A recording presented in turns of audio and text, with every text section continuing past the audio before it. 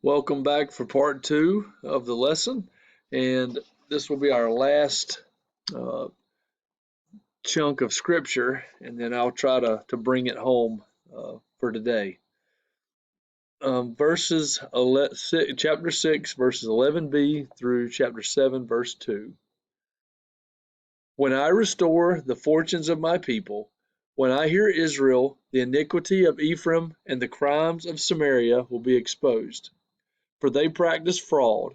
A thief breaks in, a raiding party pillages outside, but they never consider that I remember all their evil. Now their actions are all around them, they are right in front of my face. In verse 11b, it indicates that the restoration of God's people would involve both his exposing their sins and healing their sins. And so, number one is the acknowledgement, but also if we're not going to acknowledge it, God will expose it. And we don't have a choice to acknowledge it. And then he would heal their sins. Verse 7:1, the accusations were that they had cheated one another. Thieves broke into people's homes, and thugs mugged people outside of their homes. Nowhere was safe. This sounds familiar, doesn't it? Our world today, there are very few places that are actually safe. And then verse 2 of chapter 7, Israel never considered that God was always watching over him and seeing their wickedness and sin. And it never crossed their mind that if God is God, he does see everything and he's already aware of it. So acknowledging it and seeking his forgiveness is the logical thing to do. To bring today's message home, I had a couple illustrations about what true loyalty looks like and what God is seeking from us is loyalty to him, just as he's been loyal to us. Uh, Hiru Onoda was an Imperial Japanese Army intelligence officer who fought in World War II and was a Japanese holdout who did not surrender at the war's end in August of 1945.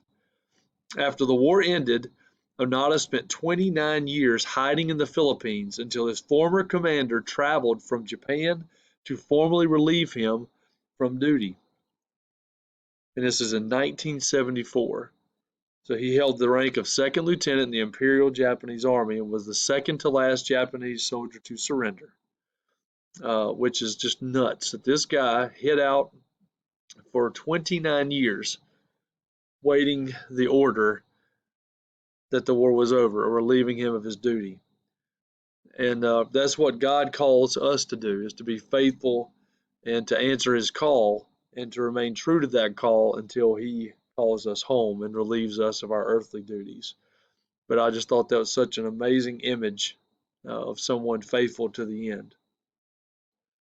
And I have talked about this before, but I can't remember if I've shown the video or not. So if I have, just humor me one more time.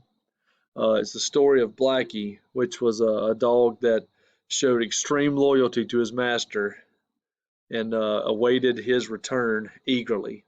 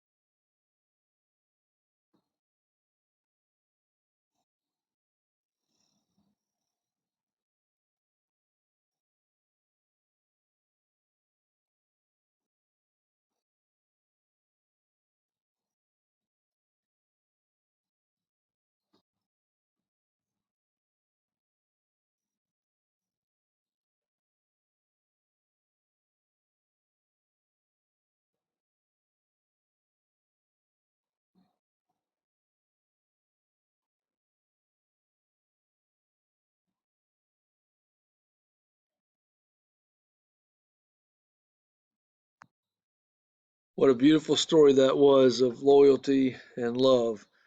And it makes you think about how much God similarly loves us, where He's always patiently waiting for us to return back to Him. And similarly, He wants us to patiently and loyally await His return to this earth, just as He promised that He would come back again one day. And the book of Hosea provides another image as well of just the faithful and loyal spouse who stays true to the one that he is called to love, even when they don't love him back. I pray that we all would be loyal to the Lord in our actions and in our hearts. And in conclusion, just a couple key points today. And again, hopefully this has uh, made some kind of sense to you, and I apologize again for my absence. Um, Key point number one, though God must punish sin because of his holiness, he is also quick to restore if we will simply turn our hearts back to him. That's the ultimate story here in the book of Hosea. The second key point, which was again that beautiful verse, God desires mercy more than sacrifice. Our obedience to him is a true act of worship. So it's important that we all remember that he wants us, he wants our hearts. He doesn't want anything else that we can give him. It is my prayer this week, folks, that each of us would turn back to God and would seek him uh, as the true love of our lives. If you would, please join me for a moment of prayer. Dear God, thank you for your love and your loyalty to us. And I pray that we would similarly be loyal to you. In Jesus' name, amen. Thanks, guys, and I hope y'all have a great week. God bless.